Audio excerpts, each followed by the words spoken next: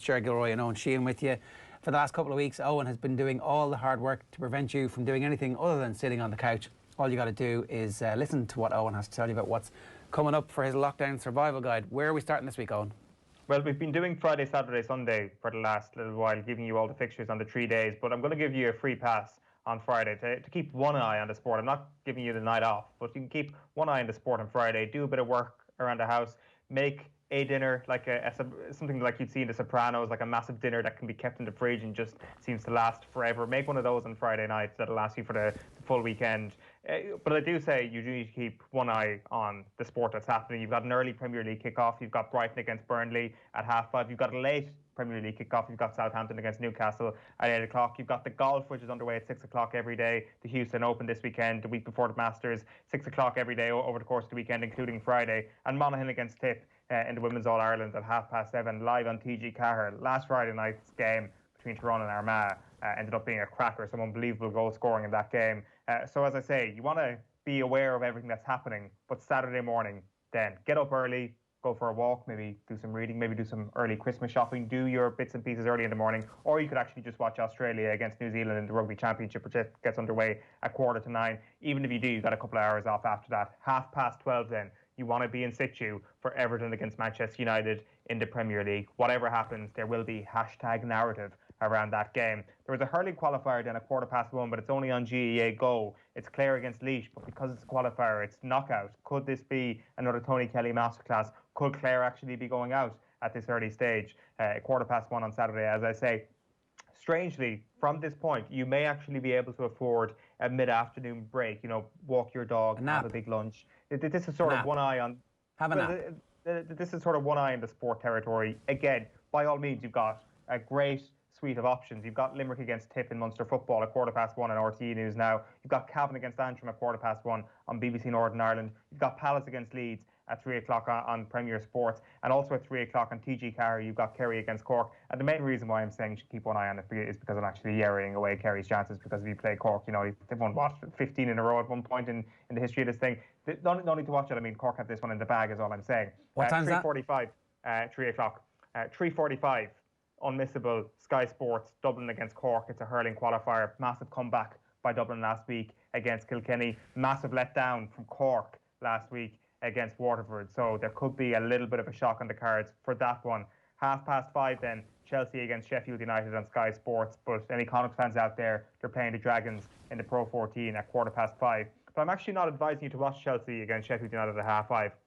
I'm advising you to go over to BT Sport, because it's Borussia Dortmund against Bayern Munich at 5:30 in the Bundesliga. Mix things up a little bit before the golf starts. And at 6:15 then, the Dubs are back in action. Their quest for 6 in a row starts against Westmeath. It is live on Sky Sports. Now, again, this may seem like strange advice, but maybe organise a Zoom quiz or chat to your mates on Saturday night. It's a safe space to do so. No. The alternatives are West Ham against Fulham at 8 o'clock on BT Sports box office, or Paris Saint-Germain against Rennes in Ligue 1, also at 8 o'clock on BT Sport. They are your hardcore options, but I'd advise you, to have a little bit of balance in your life. Catch the West Ham Fulham highlights. Catch the Paris Saint-Germain highlights. It's going to be okay. Sunday, though, is a much bigger day. An obscene amount of football on early on Sunday, where you can have 4 screens on all at once if you want. So here are the options. At 11:30 in the morning, Lazio against Juventus is on the Live Score app. West Brom against Spurs at 12 o'clock is on Sky Sports box office. In the Women's Super League, you've got Chelsea against Everton at 12 o'clock on the BBC Red Button. And in the Scottish Premiership, you've got Motherwell against Celtic at 12 o'clock on Sky Sports. Get a flavour of them, maybe pick a screen or two, maybe flick between them is what a lot of people will do for that. But you want to keep the good screen ready. When we all have a good screen, we want to keep the good screen ready for 1:30. RTE, Roscommon against Mayo. It is a 1:30 throw-in. If you're watching Fermanagh against Down at the same time, you're a purist, but have it on the second screen if you want. The 2 o'clock game then in the Premier League is a good one. It's Leicester against Wolves. Who knows how that one's going to go. Leicester haven't exactly been a sensation in some of the games they've been expected to win, although last weekend's, or Monday night's win, I should say, against Leeds was hugely impressive.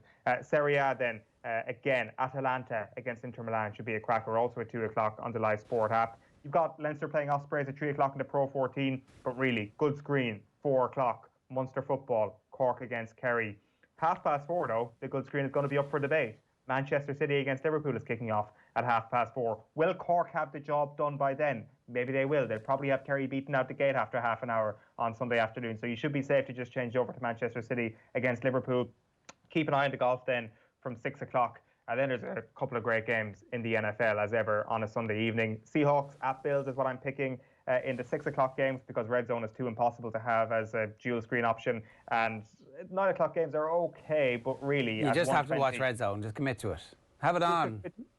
Have it on, mate, but I just can't do that because that is like a multi-screen happening. But if you want a later game, for anybody who's not working early on Monday morning, Saints at Buccaneers is 1:20 in the morning on Sky. But in between all of that, there's a good Sunday night football on Premier Sports.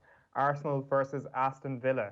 Can Aston Villa renew their title challenge after, I don't know, a couple of weeks where they've started to look mortal all of a sudden? They look pretty crappy. After beating Manchester United last week.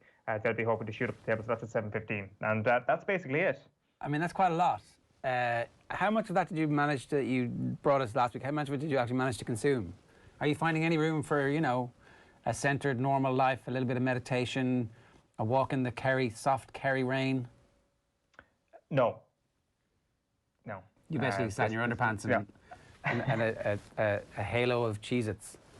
No, last weekend, that's exactly what happened. The weekend before, I lived a much more balanced lifestyle.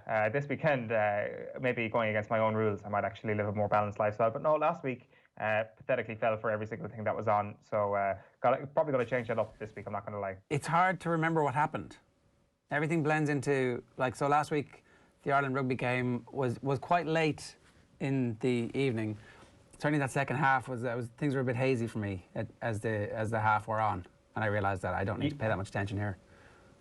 I definitely feel like I watched Ireland against France with about 5 pints in me, and I wasn't drinking at all yesterday. It kind of had that sort of, you know, that haziness if you're watching it in a pub or something, but I wasn't in a pub, I was just at home drinking coffee. And it's just, I think we're finding out now that your brain has a certain volume of things it can take in on one sporting day. And even if it is different sports, maybe this is just me, but it just all can't pack in there. You need a nap or you need to do something else in the middle of it all. Yeah, and how different is this now to the other lockdown where none of this was happening and the days stretched out in front of us with nothing to look back on but Juventus, Manchester United from 1999?